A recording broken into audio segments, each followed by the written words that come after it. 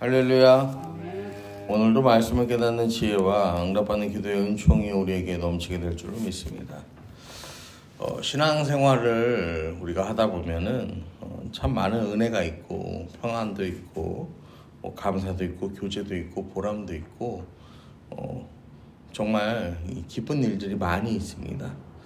근데 이 신앙생활을 하면서 가장 기쁜 것을 하나 꼽아보라면은 바로 이 자발적으로 드리는 예배와 자발적으로 드리는 헌신이라고 할 수가 있습니다.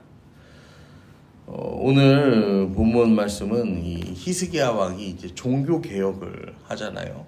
히스기야 왕이 종교 개혁을 하는데 히스기야 왕이 이룬 종교 개혁이 지금까지 이루어졌던 이 왕들의 종교 개혁과는 전혀 다른 양상을 보여줍니다.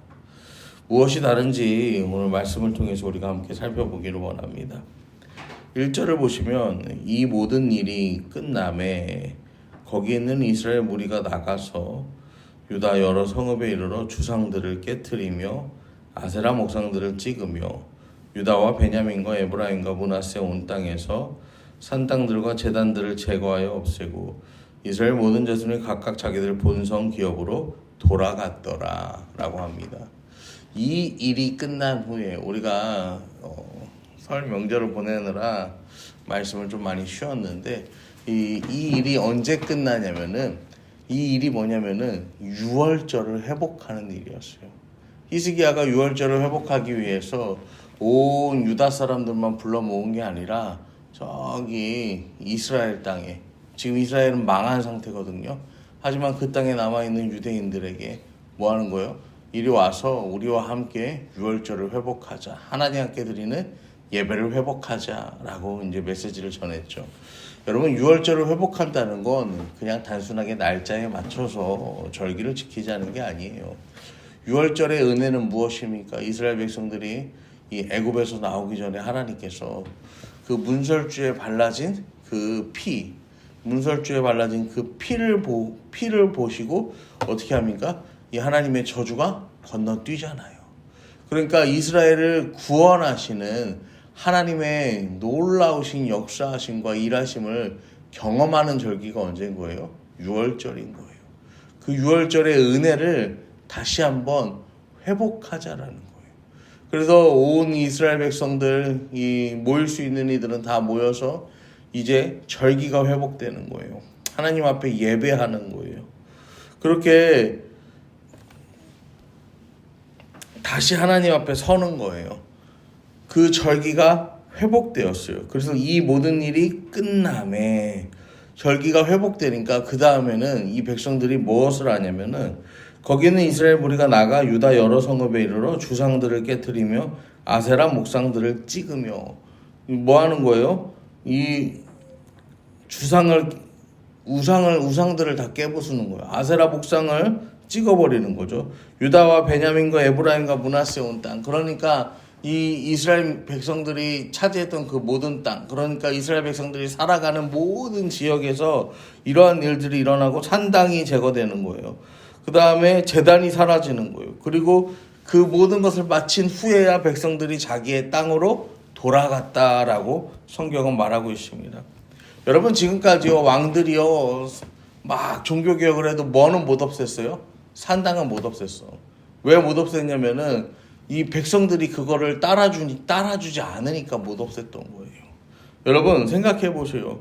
지금까지는요 이 많은 왕들이요 우상을 없애자, 그 다음에 뭐 바알과 아세라도 없애버려라. 그래도 왜 백성들이요 따르지 않았어. 왜 따르지 않았냐면은 이 백성들 마음은 그런 거죠. 우리가 하나님 믿는 거 좋죠. 근데요 하나님 믿는 거 다 좋아. 우리가 잘 알겠어. 그런데 백성들이 이제 여기서 뭐가 나오는 거예요? 그런데가 나오는 거예요. 바알도 믿으면은 우리한테 좋은 걸 준대잖아요. 아세라도 믿으면 뭐 한다는 거예요? 우리한테 좋은 거 준대잖아요. 그러니까 이 백성들이 이렇게 하는 거죠. 바알도 섬기고 아세라도 섬기고 그 밖에 다른 신도 섬기고 우리가 하나님도 섬기면 안 되겠습니까? 그랬던 거예요. 결국에는 이 백성들이 풍요로워지고 부자가 되는데 뭐 이것도 믿고 저것도 믿으면 뭐 어때요? 라는 마음으로 살았던 거죠. 그러니까 왕만 혼자 뭐 하는 거예요? 마음이 아픈 거지. 제사장들만 어떻게 하는 거예요? 선지자들만 이 혼자 발만 동동 거렸던 거예요. 그런데 왕이 나가서 뭐 해라, 다 깨부숴라, 이게 안 했는데 예배가 회복되니까, 절개가 회복되니까, 하나님 앞에 서는 그 은혜가 회복되니까 이 백성들이 스스로 자발적으로 자원해서 뭐 했다는 거예요? 그 모든 것을 부수었다라는 것입니다. 여러분, 신앙의 변화가 언제 일어나냐면요, 하나님과의 관계가 회복되면요, 그 신앙의 변화는요 자연스럽게 일어나게 된다라는 사실을 여러분 믿으시기를 바랍니다. 여러분, 예배가 회복되면요 우상을 버리는 것은 자연스러운 일이 되는 거예요. 하나님이 내 인생의 중심이 되고 하나님이 내 모든 것이라는 게 회복되는데, 그때부터는요 내가 이걸 붙들어야 되나 말아야 되나, 의지해야 되나 말아야 되나 고민할 필요가 없어지는 거예요. 여러분, 오직 하나님만 우리의 인생과 우리의 모든 삶의 주관자가 되시고 우리의 도움이 되신다는 사실만 인정하면요 나머지는 너무 쉬운 거예요. 그러면 여러분, 그렇게 쉬운데 인생이 왜 어렵냐면은 그게 안 되니까 어려운 거예요. 이것들이 다 흔들리고 갈등이 되니까 어려운 거예요. 나머지가 다 아픔이 돼버리는 거예요. 여러분, 하나님을 경험해야 하는 인생, 그 인생을 위해서 기도하시기를 바랍니다. 하나님을 경험하면요 그 흔들리게 하는 모든 것들을요 과감하게 끊어버릴 수 있어요. 과감하게 다 우리의 삶에서요 제하여 버릴 수가 있어요. 그리고 오늘 말씀 1절에 더 이어서 무엇이 나오냐면요, 자발적으로 하나님과의 관계가 그렇게 회복되니까 종교 개혁이 이루어지는 거예요. 신앙이 바로 서는 일이 일어난다는 거예요. 거기다가 가장 중요한 게 뭐냐면요, 산당을 제거했다는 거예요. 제단을 제거했다라는 거예요. 여러분, 산당과 제단은 그냥 단순하게 이 예배를 돕는, 예배를 보조하는 어떤 처소가 아니에요. 이거는 자기 욕망을 표현하는 장소였어요. 그래서 북이스라엘 같은 경우에는 이 산당과 제단에서 누가 처음에는 어떻게 합니까? 이 산당을 세운 다음에 이 산당에다가 누구를 세워요? 레위인을 세우는 게 아니야. 그냥 원하는 사람들을 갖다 세워. 그리고 원하는 사람들이 각자 자기가 원하는 방식으로 제사를 드렸단 말이에요. 여러분, 이 말은 이 산당과 제단은 뭐예요? 자기 욕망을 표현하는 장소였다는 거예요. 나의 잘됨을 기원하는 장소였단 말이에요. 그런데요, 그 자기 욕심을 사람들이요 다 뭐 하는 거예요? 다 내려놓게 되는 거예요. 하나님과의 관계가 바로 서니까 자기 욕망 구하는 일을 멈추게 되었다라는 거예요. 하나님과의 관계가 올바르게 회복되니까 모든 것이 다 회복되는 거예요. 여러분, 하나님께서요 이 사람에게 10가지 계명을 주세요. 그거를 우리가 10계명이라고 하죠. 이 10계명의 첫 번째 계명이 무엇입니까? 너는 나 외에 다른 신을 섬기지 말라고 하나님 말씀하시거든요. 여러분, 출애굽기 20장에 보시면은 나는 너를 애굽 땅 종되었던 집에서 인도하여 낸 너의 하나님 여호와다라고 말씀하죠. 너를 인도하여 낸 여호와. 그 다음에 출애굽기 20장 그 3절에 너는 나 외에 다른 신들을 내게 두지 말라라고 말씀하셔요. 그러니까 지금 하나님께서는 이스라엘 백성들에게 무엇을 말씀하시냐면, 나는 너희들을 이 애굽 땅에서 인도하여 낸 6월절의 하나님이 누구라는 거예요? 나라는 걸 말씀하세요. 그리고 나 외에는 다른 신을 너에게 두지 말라는 거예요. 여러분, 그냥 우리가 나 외에 다른 신을 내게 두지 말라 그러면은 이게 조금 뭔가 동떨어진 이야기 같잖아요. 근데 나는 너희를 애굽에서 인도해내. 6월절의 하나님이 나야. 너는 나 외에 다른 신을 섬기지 마. 여러분, 이렇게 이어서 여러분 말씀을 보시면요, 이 말씀이 어떻게 다가옵니까? 좀 더 입체적으로 다가오잖아요. 우리를 건져내신, 이 애굽 땅에서 건져내신, 우리가 애굽에서 그 10가지 재앙을 떠올리게 하는 거예요.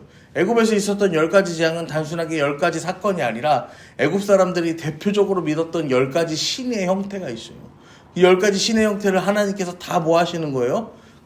이 재앙을 통해서요. 그것들보다 하나님께서 더 전지전능하신 이 신이시다라는 것을 이 사람들에게 이제 교육을 하시기 위해서 보여주시는 거죠. 그리고 그 유월절 은혜를 베풀어신 건져내신 그 하나님께서 이제 나 외에는 다른 신들을 너희에게 두지 말아라 라고 말씀하시는 거예요. 근데 이 백성들이요, 이제는 나 외에 다른 신이 있었어요, 없었어요? 지금까지의 삶을 보면 나 외에, 하나님 외에 다른 신을요, 그들의 마음속에, 그들의 삶 가운데요, 충분히 많이 두고 살아갔단 말이에요. 여러분, 그런데 이 충분히 많이 두고 살아간 그 인생들이요, 이제는 하나님이 말씀하신 것처럼 다른 신을 두지 않고 살아가는 거예요. 다른 신들을 그들의 가운데에서 다 뭐 하는 거예요? 제하여 내고 살아가게 된다라는 것입니다. 여러분, 이게 그러면서 2절 말씀을 보시면 히스기야가 제사장과 레위 사람들의 반열을 정하고 그들의 반열에 따라 각각 그들의 직임을 행하게 하되 곧 제사장들과 레위 사람들에게 번제와 화목제를 드리며 여호와의 회장문에서 섬기며 감사하며 찬송하게 하고, 번제하게 되고 화목제를 드리게 되고 감사하게 되고 찬송하게 되고 자연스럽게 예배가 회복되는 거죠. 그 다음에 레위 사람들의 반열을 정한다. 이게 뭐예요? 우리가 그 다윗 시대에 정비되었던 24반차를 말하는 거예요.